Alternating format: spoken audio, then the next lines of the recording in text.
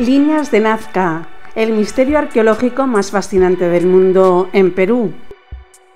Las líneas de Nazca, situadas en las pampas de Yumana, en el desierto de Nazca, en Perú, representan uno de los enigmas más intrigantes de la arqueología mundial.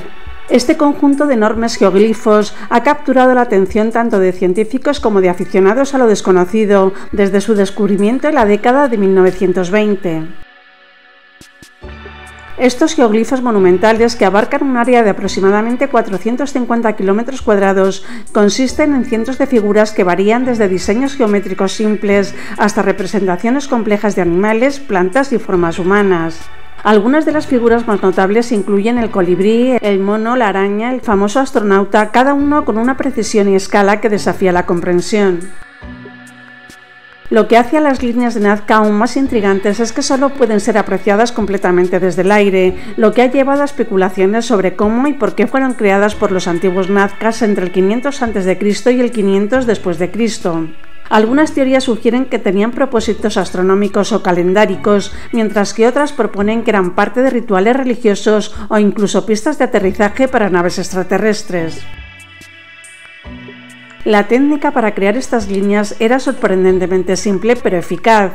Los nazcas movían las rocas rojizas que cubrían el suelo, exponiendo así el suelo más claro debajo y formando los contornos de los diseños.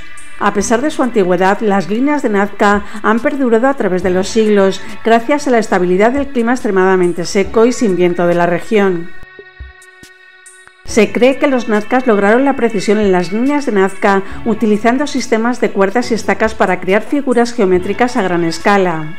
Al estirar cuerdas entre estacas clavadas en el suelo, podrían haber trazado líneas rectas y curvas con gran exactitud. Además, es posible que utilizaran puntos de referencia naturales y conocimientos básicos de matemáticas y geométrica para mantener la proporción y la escala correctas en sus diseños.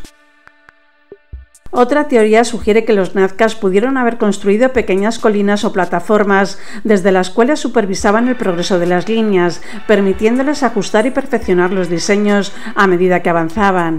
Aunque no tenían la tecnología para ver las líneas desde el aire, su ingenio y métodos de planificación terrestre les permitieron crear estas impresionantes obras de arte que solo se pueden apreciar completamente desde arriba. Estas técnicas demuestran la habilidad y el conocimiento avanzado que poseían los nazcas en cuanto a la construcción y el diseño a gran escala, lo que les permitió dejar un legado que ha perdurado por más de 1000 años. Las teorías sobre el propósito de las líneas de Nazca son variadas y reflejan diferentes aspectos del entorno cultural de los nazcas. Algunas de estas teorías podían ser las siguientes: las astronómicas y calendáricas. Algunos investigadores creen que las líneas servían como un calendario astronómico o un observatorio para seguir los movimientos del Sol, la Luna y las estrellas. Esto estaría relacionado con la agricultura y la necesidad de predecir vientos estacionales.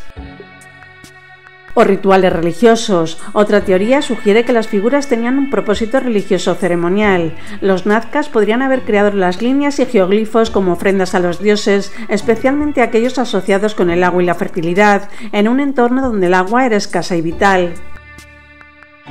También como marcadores territoriales. Las líneas también podrían haber funcionado como marcadores o caminos que conectaban diferentes sitios ceremoniales, templos y recursos de agua, reflejando la organización social y la cosmovisión de los nazcas.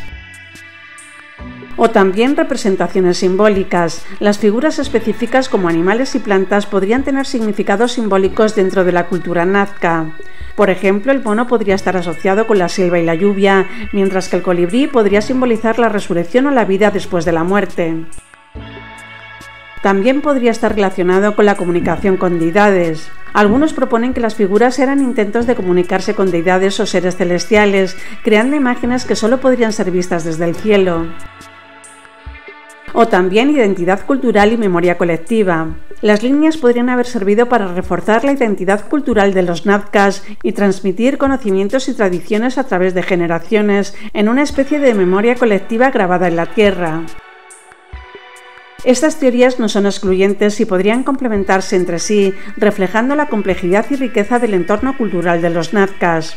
Aunque el verdadero propósito de las líneas nazcas sigue siendo un misterio, es evidente que formaban una parte integral de la vida y las creencias de esta antigua civilización. ¿Pero quiénes fueron los nazcas?